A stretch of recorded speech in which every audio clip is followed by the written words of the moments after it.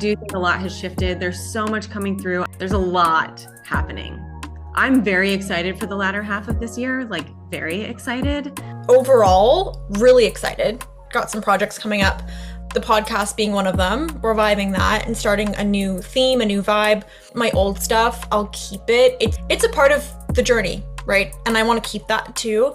For me, it's like showing the realness of it. And it's like, that's just a part of my journey. Like, we have so many different perspectives and it's okay to have all of them and to get rid of some of them and keep old ones or get new ones or whatever. Like, it's all like welcome to evolution.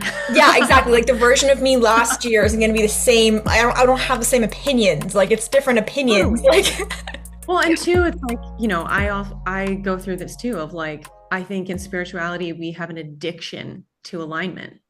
I think there's a time and space for alignment, for sure. But I also think it's our ego wanting to label something as something before something happens or before we lean all the way in. When really, what if alignment was just, I just am taking a step. I'm not even gonna, maybe it's like just for the next month or just for July. I'm not even gonna look at what I had created. I'm just gonna focus on what I want to create. What is the first thing that wants to birth through me? I'm going to focus on that.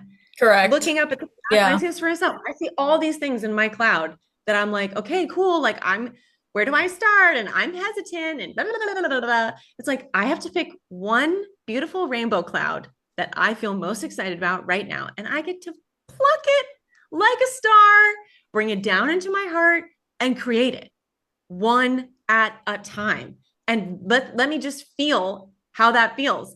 And that actually is the alignment process. But I think we, especially with things that we want to redo or things that we're like, it's like, the mind is like, that's misaligned. That I know is misaligned. So what is in alignment? And how am I going to get what's in alignment? Damn it. It's like, we play these mental games and I get it, but I also know that it's beyond just like, it is your feeling. It is your senses. It is your body. It is your heart. It is your awareness to just say, wow, there's a lot that I want to create. Like, this one is kind of scaring the shit out of me, but I think I'm going to pluck it down first and let's just implement. And you learn as it births, it shifts and you shift. And so I'm speaking from experience with that, of just like, give yourself grace and also sometimes just get out of your own damn mind to be like, cool, this is the one thing that today I'm going to focus 1 hour on. Bloop. Like, there's the dance, there's the weaving of like your inner self being like, we're doing this. Yeah. It's okay to sit with the resistance. Welcome everyone to Welcome everyone to season 2 of the podcast. Welcome back. I'm here today with the lovely and amazing Kerry Ferber. So I'm an intuitive guide. I bridge people back to their hearts and the heart of this planet through conscious guided connections with the heart space and with Gaia herself, our earth. And yeah, I'm really happy to be here. So excited for this conversation, Carly. I know it's going to be a good one. We were just talking a little bit and there's so much good stuff there that Kerry was saying. We were talking about alignment, and the thing is like, it's important to take it one step at a time. And I'm just feeding off this because that's where the conversation is flowing. And I do have some questions for you, but it is important to take it one step at a time. It's also important because we were also talking about, in the spirituality space, talking about words and the context behind the words and the meaning behind the words. And we put meaning into words. We put energy into words. We know that energy can shift. And so when we define a word, we're putting energy towards that word. We are manifesting the intention behind that word because now we're setting an intention and energy towards it. The thing is we can transmute that and change it. So when we're saying manifest and alignment and all these things, and we're putting our now we're intellectualizing it because now we're understanding it in a way of like, this is what this means. However, we are creators as source, as Gaia, as human beings, as everything. And so we can actually shift and change. We make it all up ourselves. So Yeah. when we're saying like, oh, I'm not in alignment or I am in alignment, it's like, well, we get to choose every single moment what is for us and what's not. And so if we say, oh, this one thing, oh, that's not for me, well, now we're putting intention on that thing. And now it's no longer going to be for us because that's what we are saying. And so, like you were saying, it's important to feel into the body, ground into the earth, ground into yourself, connect with the frequencies and the energies that are your heart space and that are you to see what feels good and what doesn't. I was going to say resonant, but we use all these words and again, we put definitions and meanings behind all these words and then we intellectualize it instead of feeling from the heart space. And Kerry talks a lot about heart consciousness. I just want to ask you, what does heart consciousness mean to you?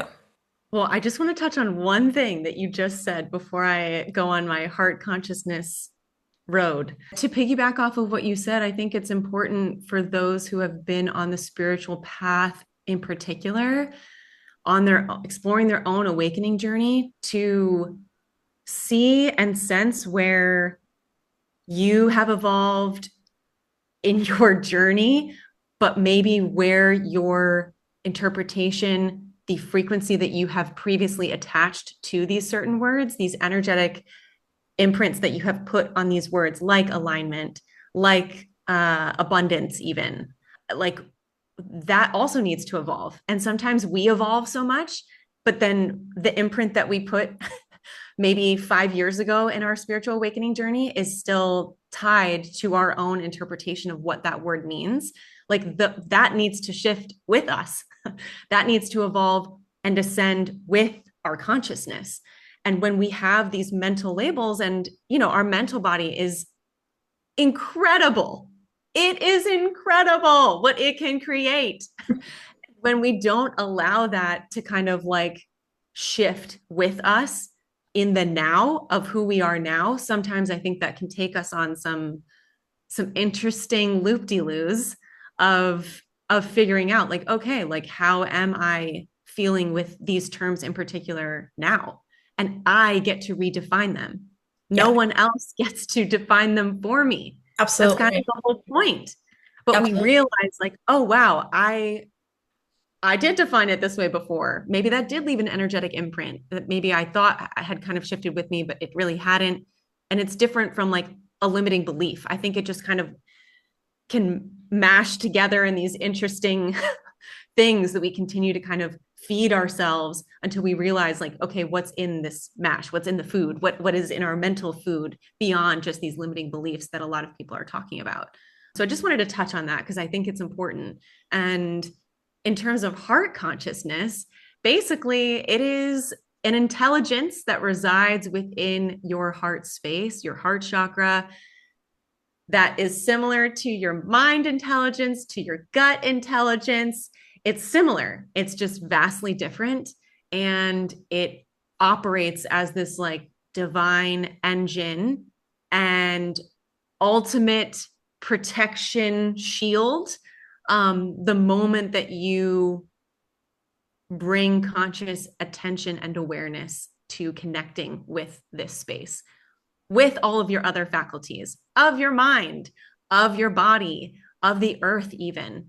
It all can kind of beautifully like synthesize into this. I like to call it a water wheel, like a water wheel in your heart chakra. And that's really just this like your heart is a portal. Your heart is an intelligence. It's a bridge of your upper chakras, your lower chakras. It's where we really integrate our transformation, I believe.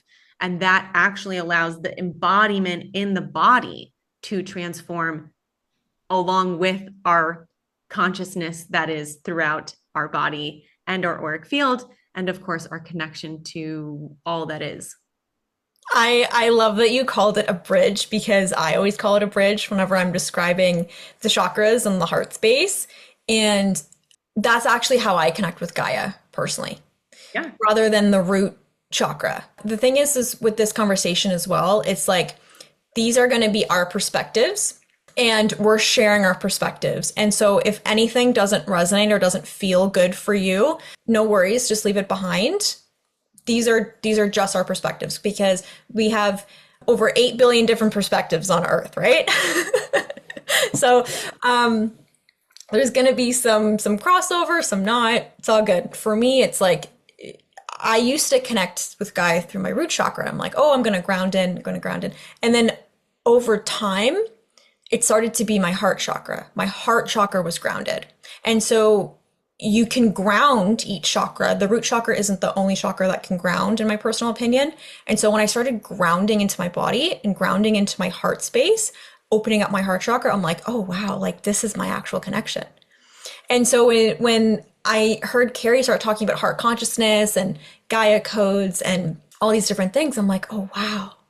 I'm like, that's what it truly means to be embodied for me in my experience. And it took me big part of my journey was grounding with a lot of different chronic ailments that I had and coming to terms with my different psychic abilities and things like that and being a really sensitive kid. Grounding back into the body was huge. And yeah, so heart consciousness.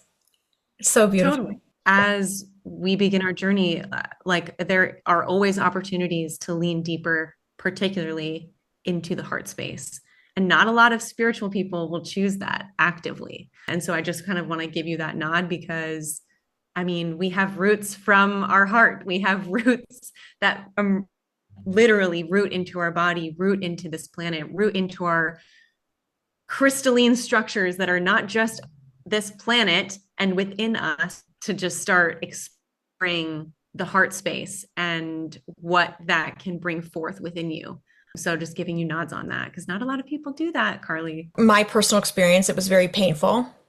Yeah. Emotionally and physically because I was not in my body for a very long time. And what I mean by that, if you're not too familiar with what I mean by that, is my energetic body. I also astral travel a lot, so I pop out. So my energy, my soul, my essence, my frequency is not in the physical body. It's in the upper chakras, floating around, kind of like in outer space.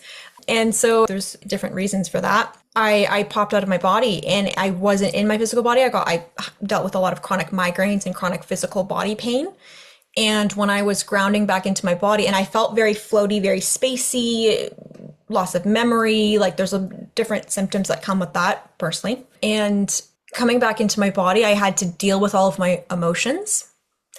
I had to deal with my heart space was very full of all of the different things that I've experienced in my life because I hadn't processed it yet. So I had to feel all of those emotions because they were still stuck in the body as I was grounding back in, and past lives as well, because I'm very connected to my other lifetimes.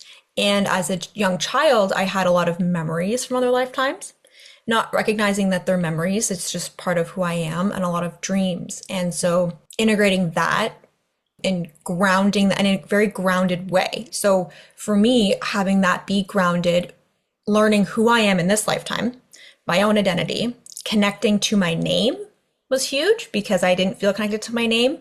I didn't feel connected to this body. It felt very strange for a very long time, most of my life. So for me, that was just my personal experience. And so if anyone else is also going through that, like you're not alone, because it can be common for people who are highly sensitive, popping out of their bodies, empaths, because we feel so intensely. And it's a gift to be this sensitive. And it took me a while to come to terms with that, but it is a gift to be able to experience the richness that Gaia has to offer. And it's so intense in the best way here because we really get to deal with all of the stuff. But on the other side of that is the equally as intense love, divine love, self-love, and adventure and fun. Truly, truly fun and happiness from the heart space. And it really annoyed me like hearing that from other people and talking about that really annoyed me for a really long time because I'm like, I don't know what you're talking about. Like, I don't get it. For me to come out on the other side and to truly experience that, I had to go through my stuff. But I don't know if I have words to describe that. But it's truly a blessing. Truly a blessing. This is incredible, Carly. And it's such a testament to your strength as a soul. I think, Earth is incredible for the amount of growth, evolution, experience that we get here is literally, I'm not kidding, unlike any other place in existence. It's unbelievable to be able to say, like, I am here. I chose to be here and I want to be here. This is very challenging at times. And I don't know what is going on at times. And I like all of the things, but it is the strength. It's also the deep embodied experience of like, wow, I am a part of this right now. And I am a part of so much change shifting on our planet and within us. And it's all the things, but I think it's part of the journey and no one is exempt from those feelings. I absolutely have had feelings of that for sure, which is funny because at the start of my spiritual journey, I was like, yeah, there was one other person who I told who actually resonated with this as well at the time. But I was like, I guess I just don't like, I know I'm a starseed, but I also just love being on Earth. Like, I love it here. I know I'm not, I know I'm not an Earth soul. I in the sense of, yeah. And I just basically said aloud for the first time to this person, I was like, I just don't really fully, I haven't experienced not wanting to be on this planet, like in my recent memory, conscious memory of this lifetime. And she's like, yeah, same. And I was like, wow, it's just like, I don't know. I guess it's just every starseed has their own experience. And then you kind of go through these different aspects of each person having their own adventure with that. And it may come at a time that you may not see. And it's okay to be with that. But I also think there's so much to that I could go down a whole side note about. But no one's exempt, what I'm trying to say. And it is the journey, it's the remembering. It's the remembering of the divinity of this planet as a divine playground for experiencing what we are choosing, what we are creating, which hopefully is love, which hopefully is harmony. Yeah. When I was a young kid, and I've come back to this recently and when I say recently, I don't know the time frame. In the last year, couple years, 6 months, I don't know. Time is a bit interesting. I don't pay attention that much to time. I just experience what I experience. And so when I was a young kid, I remember feeling the beauty of Earth. Ever since I was really, really young, and everything I would look at, I would think is so beautiful. I was like, oh, those trees are, and I grew up in Toronto. Okay. So it's the city, but I'm like, oh, those trees are beautiful. Oh, that's beautiful. Oh, this is so beautiful. Oh, like, I saw the beauty and the wonder in everything. And then this is just in my personal experience. I saw all of that and I held such love and I was connected to my heart space at that time. But I would look at a lot of people that were just sad and heartbroken and not connected to themselves. And being a sensitive kid, I could see a lot of people's energies and pick up on a lot of things, not really understanding it intellectually, just kind of feeling it. And I would be like, I don't understand. I don't understand why people are angry. I don't understand why people are sad. I don't understand why people are stressed. And again, I didn't understand the adult life, the matrix and structure at that time that can create all of that. But I didn't understand why we all couldn't look at Earth that way, just from my personal lens as a child. And I'm like, I don't get it. And so growing up, I always saw the beauty in so many things. And then through different experiences, that kind of faded away for me, and I had to come back to that. When I was 17, I had a really close friend of mine passed away. And so at that time, it was sudden for me. I feel like a part of myself also died that day. I realized a part of myself also left. And that's when the turning point happened for me of being popped out of my body, like more than what I would have been as a sensitive kid. And so I've finally come back to that. And that's been more recently because I've been on a journey of connecting to myself and connecting to my truth and my identity and you know what that means for me. And it's just been recently that I've really realized that was the turning point for me. I know you talk about grounded grieving, and I just wondered if you wanted to touch on that as well.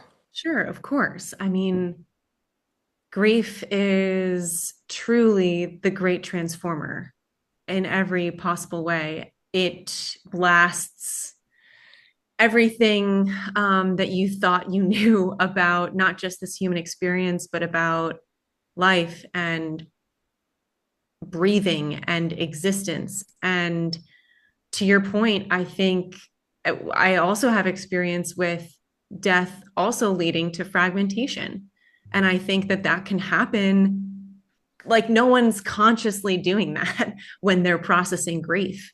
I think it can happen. But grounded grieving is just, it's a program that was live, and it's actually turning into a self-paced course just for those who are desiring some extra soulful support navigating grief. And similar to you, like I pretty much, for the most part, have experience with sudden death, sudden grief. I don't have a lot of experience with anticipatory grief, somewhat, but not really. But yeah, I had 9 loved ones transition to the other side within 8 years. It was kind of one of which being my dad. So it was just a very interesting time of experiencing a lot of physical loved ones leave my environment and leave my life, and how that shifts everything overnight. So grief is just it's something that is so tender, and it's something that until you really move through it or have people around you who have moved through it in some way, and by through it, we're always moving through it. This is a never ending experience, I would say.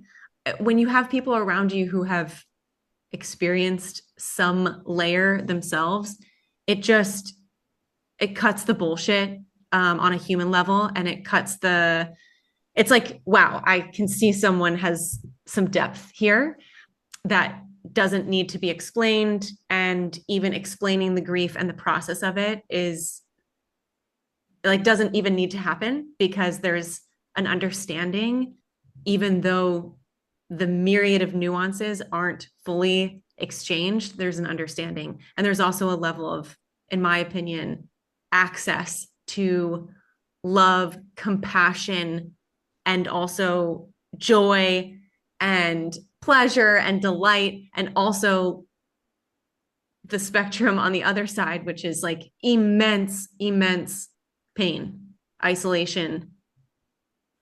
I mean, the list could go on and on and on. But yes, and I'm just sending you so much love with everything that you experienced with your friend at 17, and kind of how that has shifted over the years for you too. Like these are big things.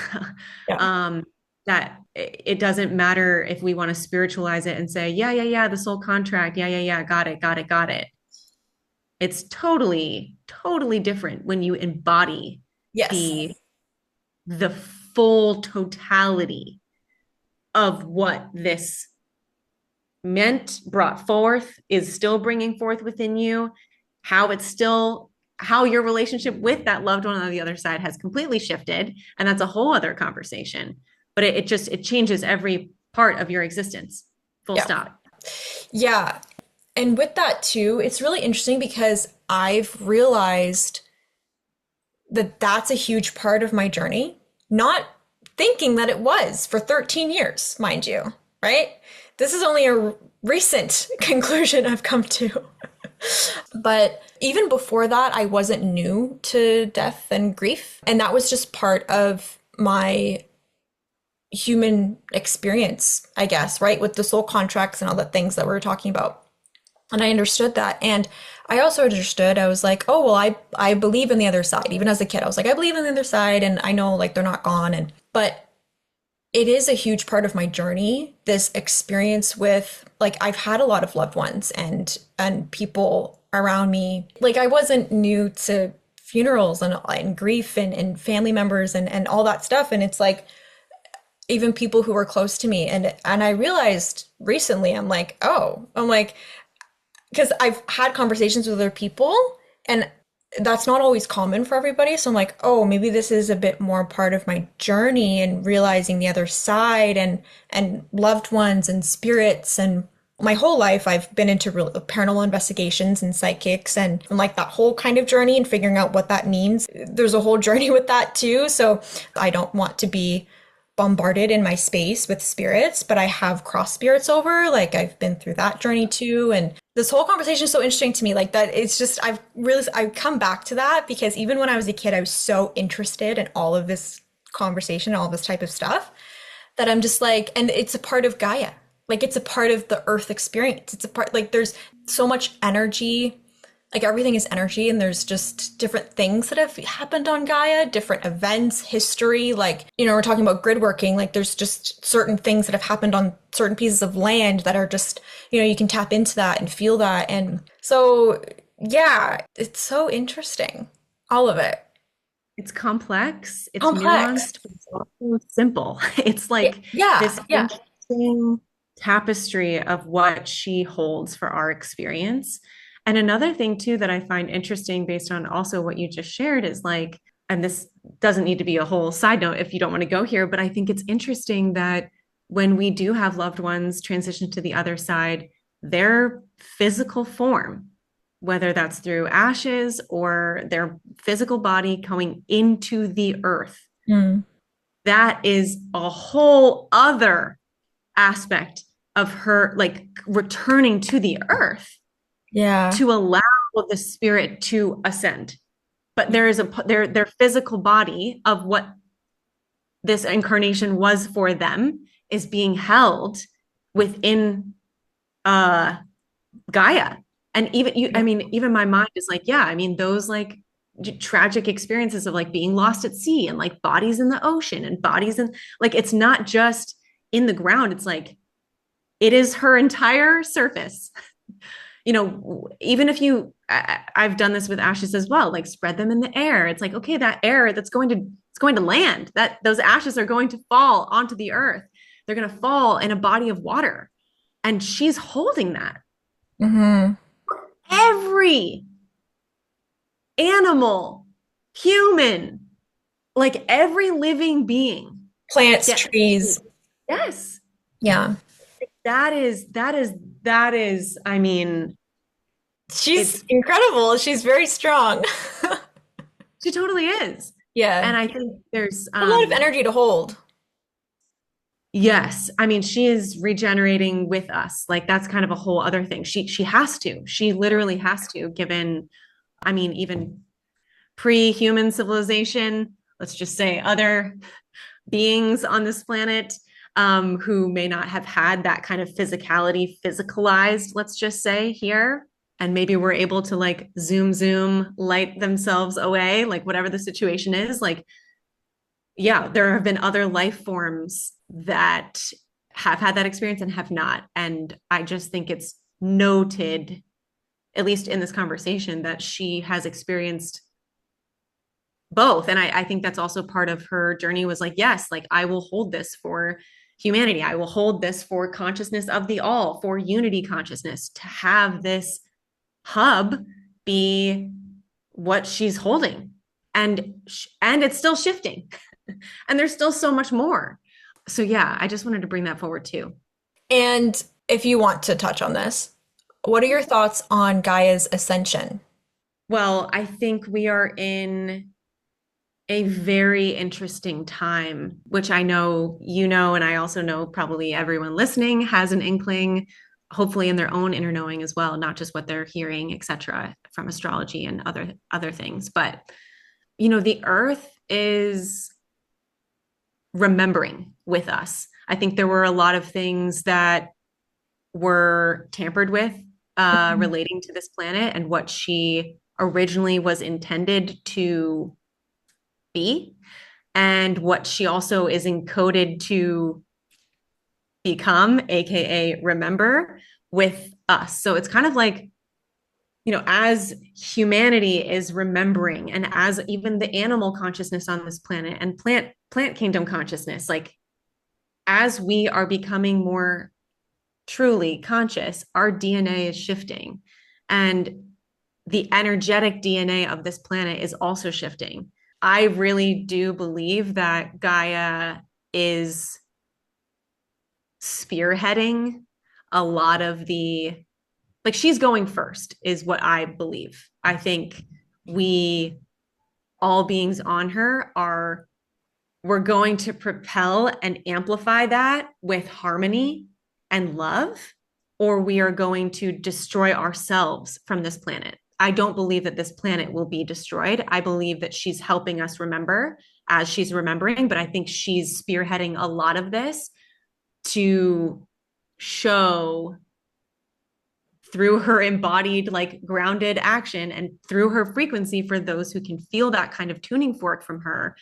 We are also allowing ourselves to be, these lighthouses, etc., for this frequency to allow living beings to shift with this planet, rather than us being like, oh yeah, there's going to be no life on Earth. What will happen to Earth? Like, will she be, yeah. So I'm not sure if that really answered your question, but I just think she is returning to not just her original templating. It's like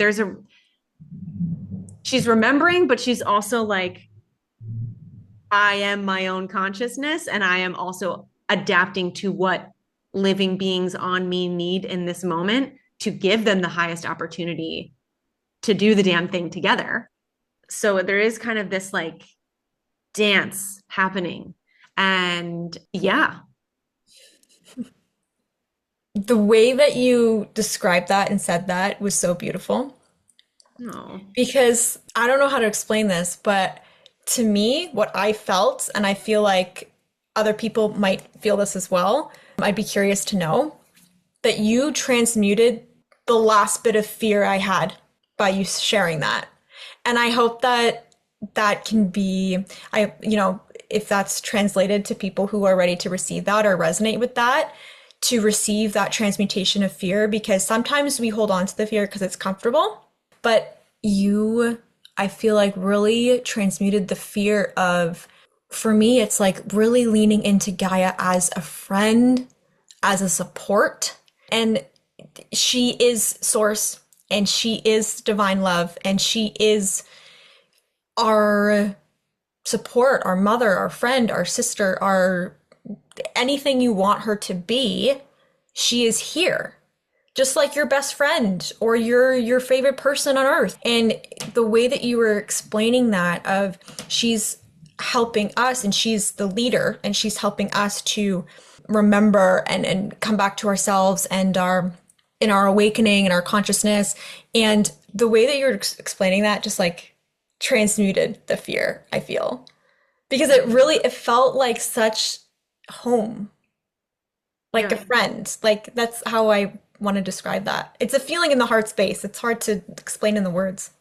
Yeah. I think one of the biggest illusions, in my opinion, is that she is not our home, that she is not our ally, that she doesn't give two shits about humans, that she like this. I think there's so much distortion, and I understand that there are obviously layers of consciousness within her. I do believe that we move through very dense layers.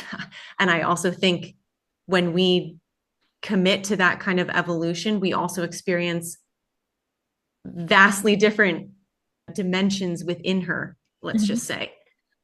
but she isn't just labeled as like a dense planet that we slog ourselves through just to like make hopefully a blip of an impact and then to like beam ourselves off the planet and be like, okay, mission over, outie. I think I just the greatest ally, the greatest mentor that we have in this human game is this planet. Which would make sense because we're here. And we chose to be here. This is Yeah. the thing. Like, Yep. and I know that can get a little like overplayed sometimes, but it is true. Like, Yeah. you as a soul, your free will. Yes, you may have volunteered. Yes, you may have been asked, but like, you said yes. You said yes to co-creating with her, Mhm. knowing the quote unquote conditions of amnesia, forgetting, etc., to hopefully utilize your own sovereign free will to recalibrate how you see yourself, how you see this planet, how you see every being on this planet before you take your last breath and leave this planet. It's part of it. And how beautiful is that? You know, like how beautiful. You know, I really believe that when we incarnate in physical form on this planet, whether you are a gazelle in Africa or whether you are a fern in Bali or whether you are like, you know, an ox in Austria, I don't know, whatever, or a human being, whatever. I'm giving weird examples, but like whatever you are, it's like I think there's a whole, I really believe that there is a whole incarnation process where you move through the core of Gaia before you move into fully the womb, before you exit your mother's womb onto this planet, before you take your first breath of life in whatever living form that you're in. I believe you move through the canal of Gaia before you move through the canal of your mother's vessel. And I also believe that when you, this is my opinion, when you take your last breath of this incarnation in any form, I also believe that your spirit moves through the core of this planet and then it moves beyond. So she plays a role in the start and the finish highly from an energetic perspective. This is what I believe. But yeah, it's just a perspective, like you said. I love perspectives. I love different things because the thing is like, and I've, again, like I've watched different TV shows and psychics and investigations my whole life. And it's just different perspectives. I love learning about different perspectives and like what people are seeing and interpreting and intuiting. And then taking my own opinion in that too, what I believe. And there was something that I wanted to share. It's gone now. I don't It's think it okay. was meant to be. I think it's very similar to this of okay of same similar energy of like when we're talking about because we talked about contracts earlier too, and you know before we come to Gaia we have these soul contracts and all these things very commonly talked about in the spiritual space as well, and with the Akashic records and all that kind of stuff. I feel like that's all intellectual stuff. Like, oh, we have our soul contracts and we have our this, we have our that. It's another thing to embody it because it's also important, I feel, that, and again, this is my perspective, take what resonates, leave what doesn't, all good. But to not use that as a bypassing technique either. Because I did that for a while and it's like, oh, well, this happened in my life because of soul contract or because I need to learn a lesson. And this is, and then this is the lesson I learned. And then we move on. And I'm like, because I'm more embodied now, that I'm like, I was using some of that as a bypassing technique. I'm understanding intellectually, oh, I'm in the spiritual space now and whatever that comes with.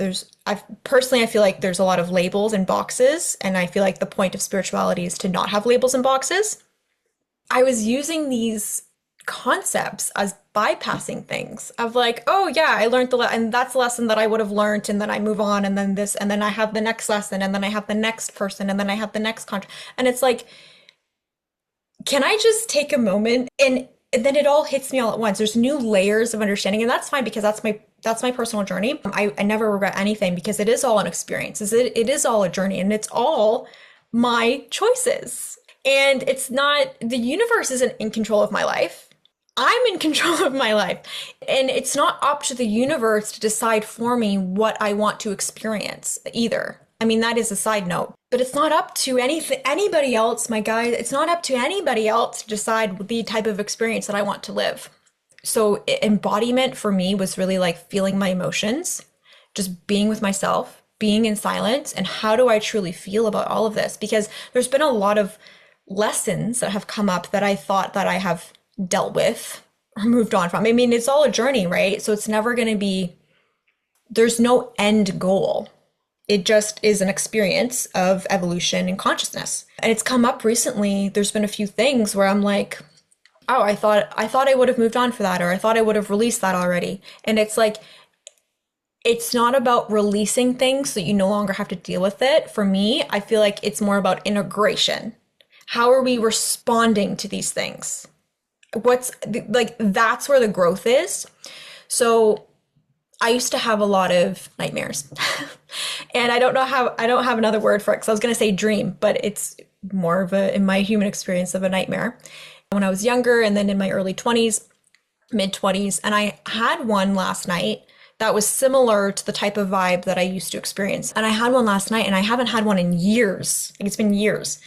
And I woke up and I was like, oh my God, this is going to send me through a loop. Because in my previous experience, my reaction was, it's going to send me through a loop. I'm going to go all through all these things. I'm going to be triggered. It's going to be all these things.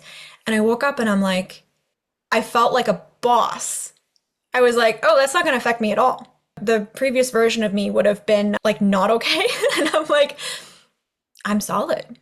I'm like, oh, and I feel like that's how you recognize the growth or how you've released it or moved on. Because it's like you have that same experience, but it's how you feel about or react to it. And it's all about your internal stuff, right? And it's like how you are responding to it. You're responding to it with love, with compassion for yourself, not being angry at yourself. I mean, if you are, feel that, right? And it's also like just showing compassion and love to those experiences instead of in my previous experience of just like spiraling, you know? Totally.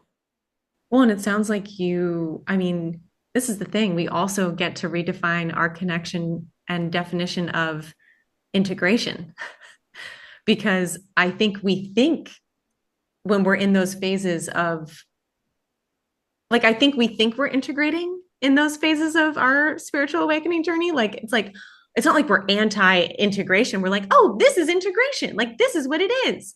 But then when you actually understand the spectrum of integration, it deepens and it evolves. And to your point, it's like you have integrated more of yourself, I would say, which is also like, it's the remembering of the wholeness. It's like, of course, the calling back of the fragmentation, but the fragmentation possibly also could be a level of illusion when we come back to this. But it's all how we relate to all of these pieces. And it can be very whatever. But I also know that, like, what you are describing too is that innate understanding that you, in your full presence, in your full wholeness within your being, you're able to meet something like that with a totally different reaction, quote unquote, to handle it differently. Mm-hmm.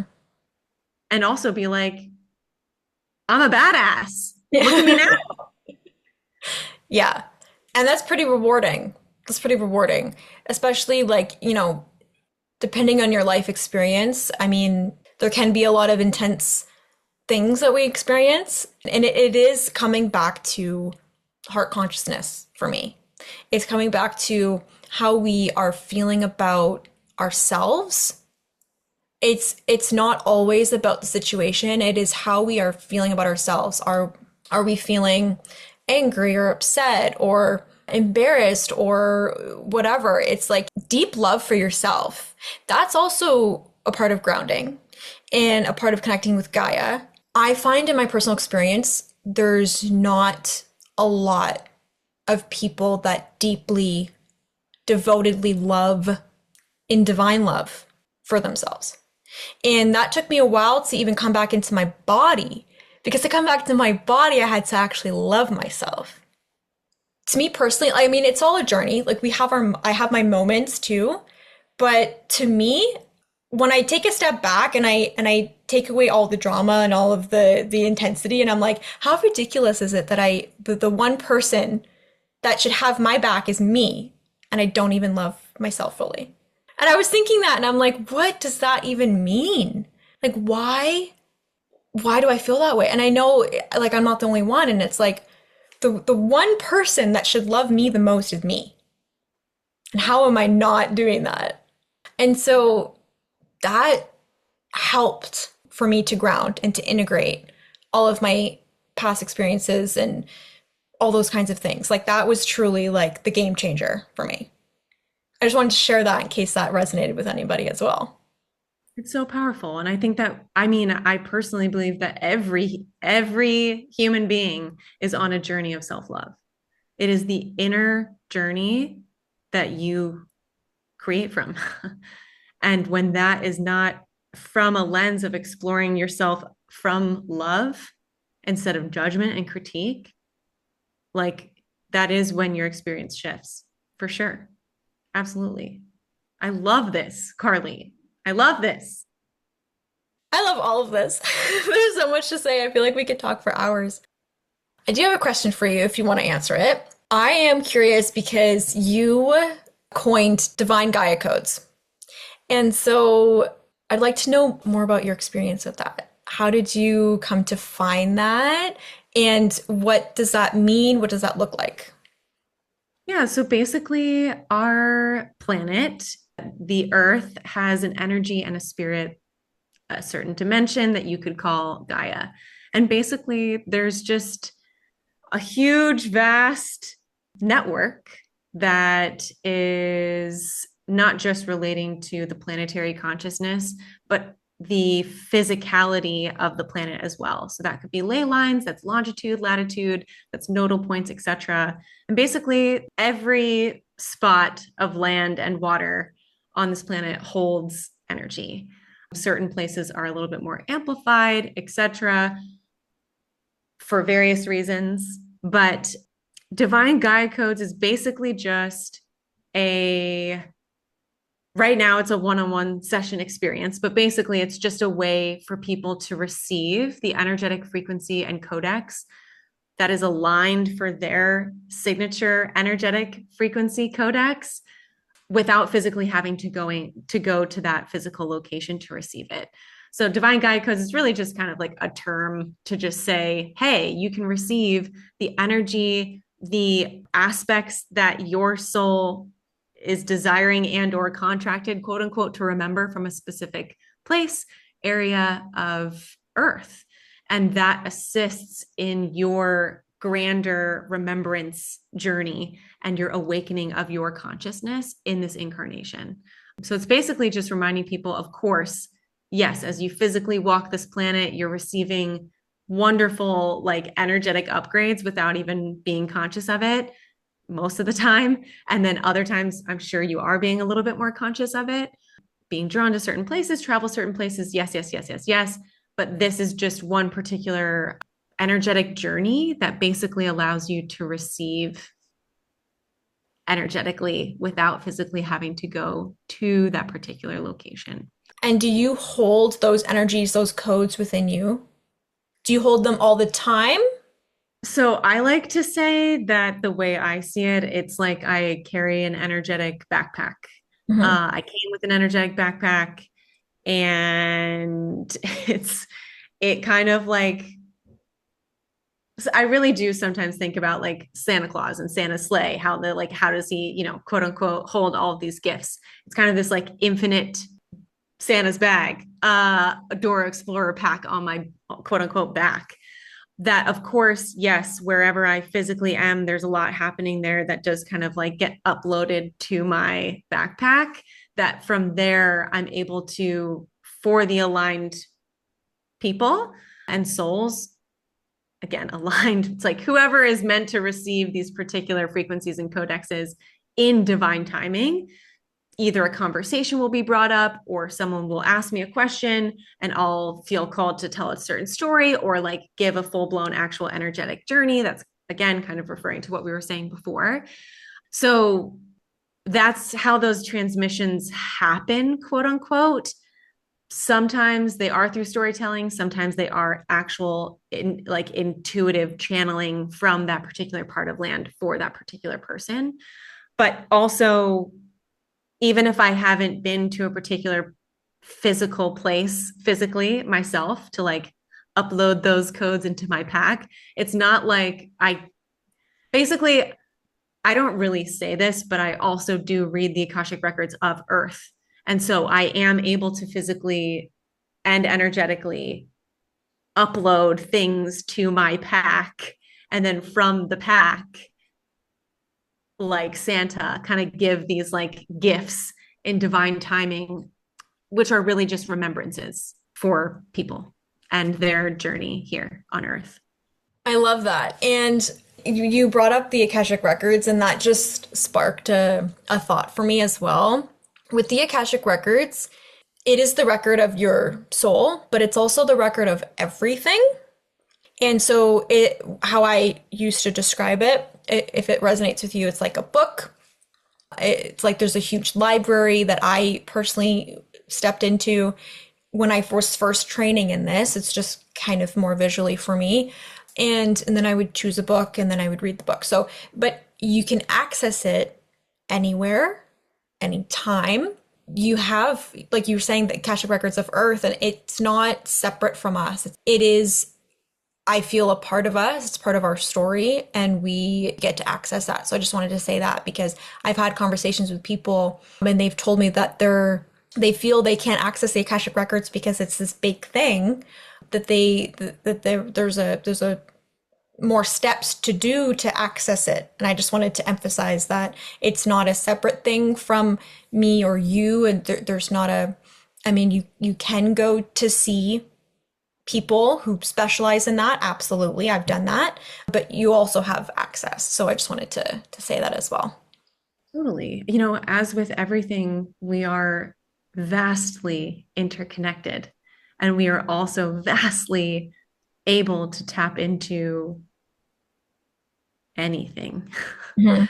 And with that comes a beautiful array of limitless possibilities that is accessible to all. Absolutely. And that's a part of our sovereignty as well. Totally. And that was really cool to navigate and explore for me too.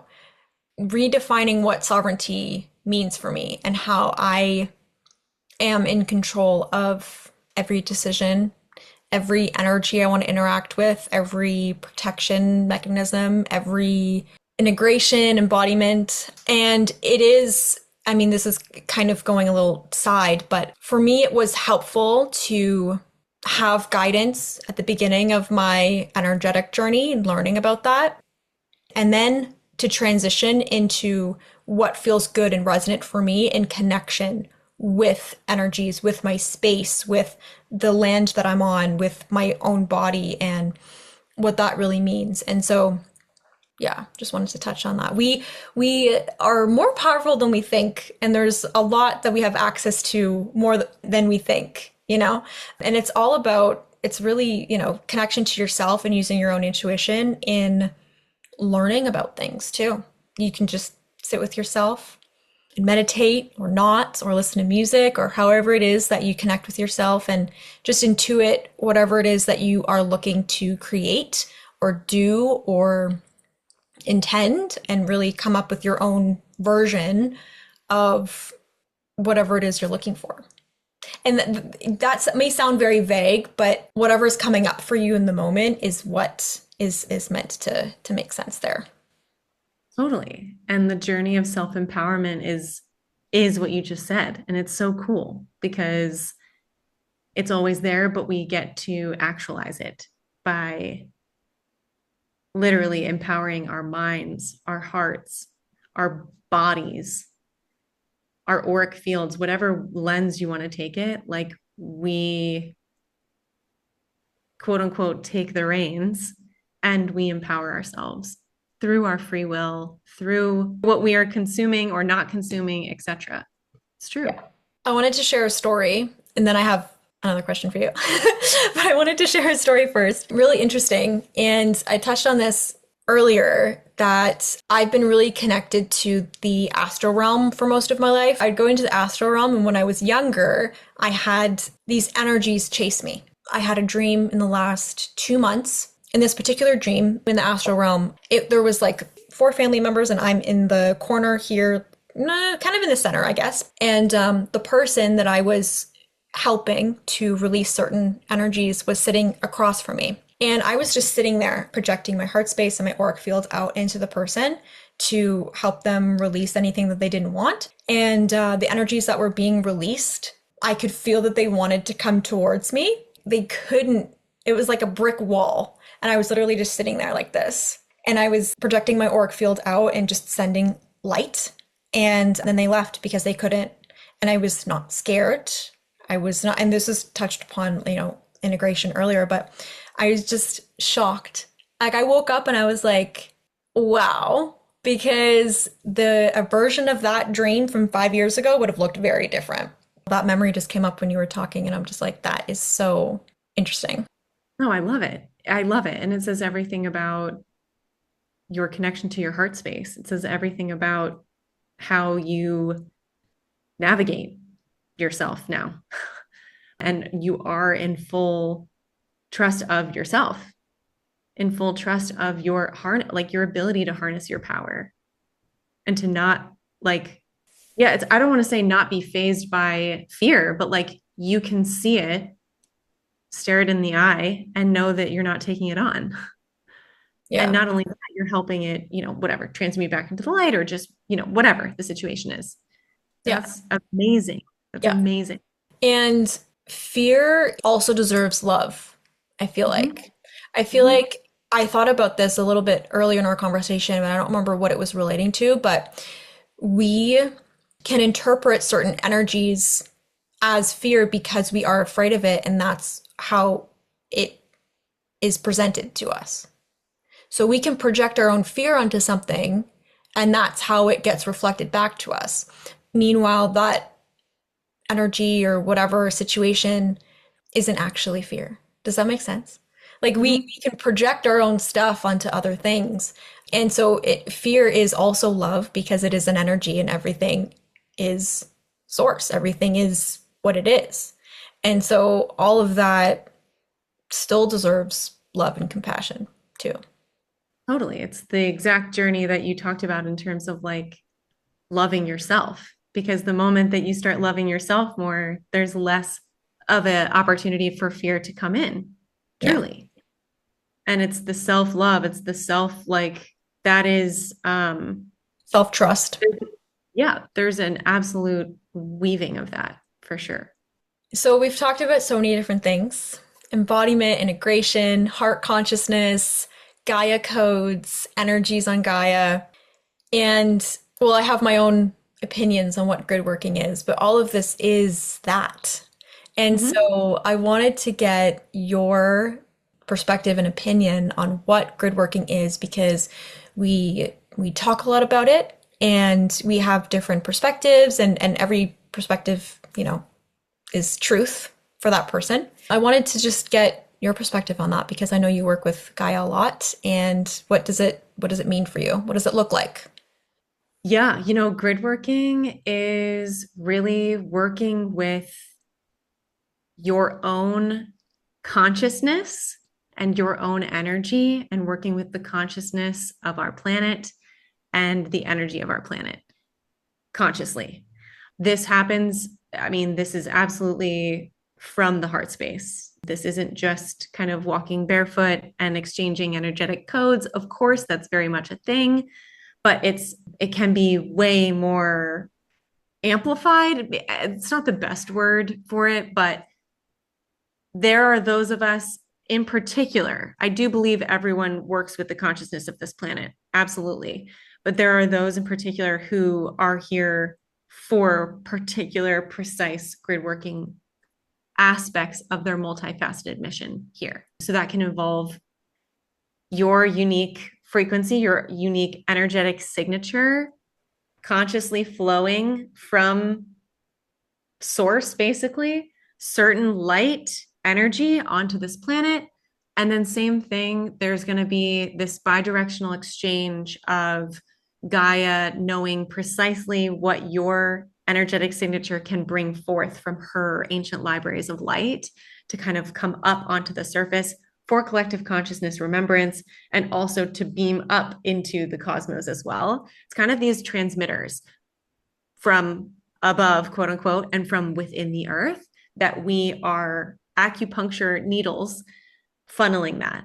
And, you know, I think it's cool because it really is like, you know, Gaia's physical body, her physicality, and us in our physicality, you know, with acupuncture, like, you know, the needle has to go in like the right angle and the right meridian line and the right precise timing. And then, like, oh my gosh, like, if I get my acupuncture done this week, it's going to be totally different from when I get it done in 2 weeks. And how I feel, it's going to be different. It's like that's like each of us are like different precise angles of flowing this energy. So that is what grid working means to me. Like I said, I think everyone has a beautiful, divine, unique connection with this planet that only their soul contract has in this incarnation. However, I also think not everyone has certain precise, potent aspects of their multifaceted mission relating to this. And that's okay. That's okay. And that's all how we're harmonizing at the same time, you know? Yeah, I love that just because I felt very similarly when I was coming to terms with what grid working means to me. And I sat with this for a few years. And in my own journey, I personally, I was like, with all of my human emotions, I was just getting a little bit frustrated. I was like, I don't know what grid working means, and I don't know how to support the planet, and I don't know what I'm doing. And it was like, I was just dealing with my own stuff with that. It was even before I was like becoming more embodied and connecting with Gaia and transmuting the fear and accepting that I'm here on Earth and all of that kind of stuff. So I was like, I want to be friends with Gaia. And like, that's where I started. So I was like, okay, so what does that even mean for me?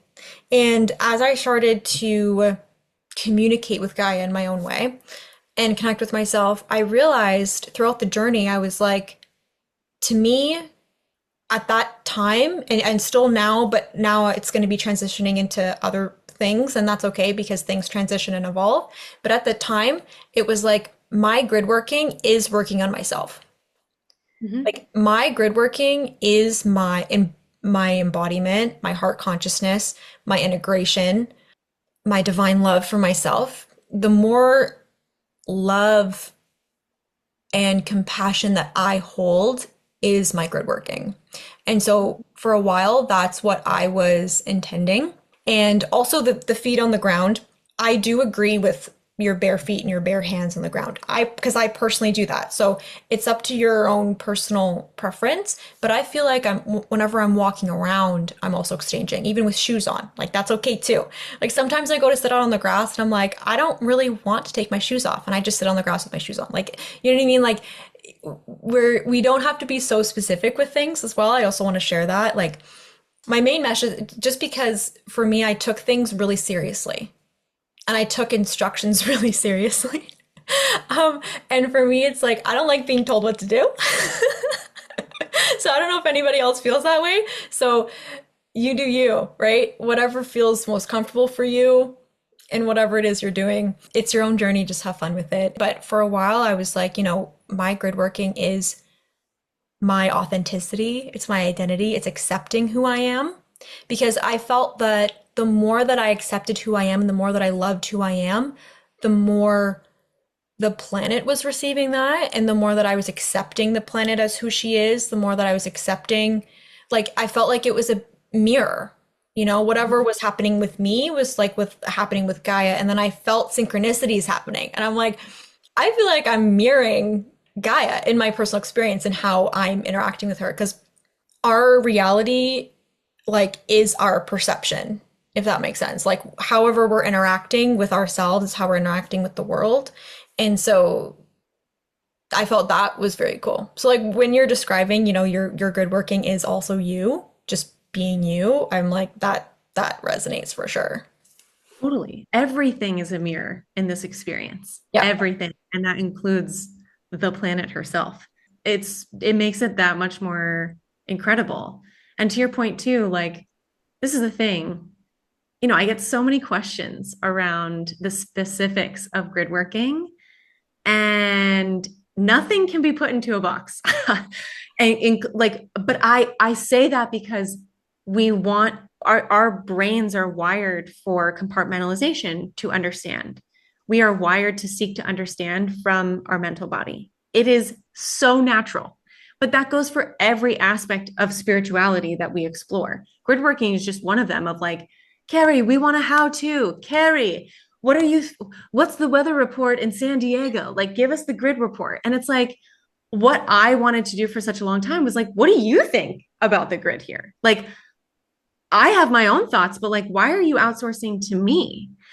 And I think that was a whole other thing where I was like, not necessarily fully in my leadership around this space, but also wanting people to feel empowered with like, you don't need to ask me for a weather report. We're both outside. Like, in the analogy of what this situation is. And so I had my own journey with that, but I also had this journey of like, how do I interplay with people to empower people to connect in their own way that is likely going to be quite different from how I do.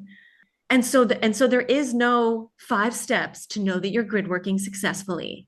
There is no like, I can't give that. And I think for a long time I think people were disappointed in that because I had this aversion to like, it was just interesting. It was interesting. But the main message that I'm trying to say here is like, we can't put any of that in a box. I can't tell you, but how to do that. But what I can do is expand your mind. I can expand your heart. I can expand to allow that to come into your own awareness of whatever that is for you. And to your point, like it doesn't, absolutely. I run with like a huge, rubber sole on my sneakers, and I have more downloads when I run than probably any other time. I Yeah. do very potent grid working when I am in an airplane. Okay. Yep. Like there are air grids, there are other ways to grid work. And like, again, I'm not going to share, like, this is just in general. Again, like, there is no how to, there is no, there are invitations, but a lot of, I find this is really just blowing up people's compartmentalized boxes to get them out of their own way, to come into their deeper remembrance, to come into their deeper knowing of that for you. Of course, I love holding the space for that remembrance. That's a huge part of my mission. But also, I'm not going to give you full-fledged that 5-10 step process or create more boxes. I'm going to allow for more expansion. Yeah, absolutely. Absolutely. And that's the thing, like for me, at the beginning of my journey, I needed a 5-step process for everything, for energy healing, for energy work. I needed to know what was what. And that was helpful at a time. But I also realized in my journey, and this is me figuring this out for myself, I didn't have anybody to tell me, self-empower yourself and you figure and you do you and so I love sharing that now. So the thing, and what I always share is, okay, I can share what I did. This is how I did things, and this might resonate for you. I can share how I learned how to ground and how I learned how to embody and how I learned how to grid work. But that's all my personal experience. I went through a journey. I didn't have a 5-step plan for connecting with Gaia and grounding and embodiment and grid working. I didn't have that. I did for energy healing, and it was helpful. And then I made it my own. And what I share now is like, I can share, and I have shared my experience with all of that and what I do and have done. And at the same time, it's important to feel into if it resonates for you. But it's also coming back to your authenticity, right? Because to your point, we are each and every single one of us, more than 8 billion of us, we have individual frequencies. So there's more than 8 billion individual unique frequencies on Earth, right? And each of those frequencies is going to, in my personal opinion, interact with Gaia differently. It's going to be unique, right? And so the way that you do you, your life, your interactions, the energies that you give and receive, that's all unique to you. And you have those are your gifts. You are incredibly unique, incredibly powerful, because we're all powerful. And the way that you are going to connect with Gaia will most likely be very different than somebody else because of your unique frequency and because of your unique gifts and the way that you move through the world, And so it's all about really feeling that in for yourself. And yeah, and like I said, for me, it's just the more I connect with myself, the more I'm connecting with Gaia. And so that's just kind of how I do things. It's feeling into your heart consciousness, into your heart space, for sure. Totally. Yeah. Totally. Absolutely. Absolutely. And I mean, there's so much to the spiritual space that I think is quite simple. And when we're open to the simplicity, we get to relax. And I think that relaxation is actually very imperative to embodiment, and it's very imperative to the ascension of this planet. What a beautiful way to close out. I could probably talk for hours about simplicity, though. Yeah. Simplicity is power, Yep. truly. It really is. It's powerful, and it's how we harness our power, I believe. I agree. Do you have any other thoughts that you wanted to share? I've really loved this conversation, Carly. I'm so excited for this next season of your pod. I'm so grateful to be on. Thank you to everyone who listened. Really appreciate you. Grateful to be on this planet with you. It's exciting times. It's exciting times. And I think we're here on purpose. We really are. Thank you so much for being here. It's such an honor chatting with you today. Thank you to everyone watching.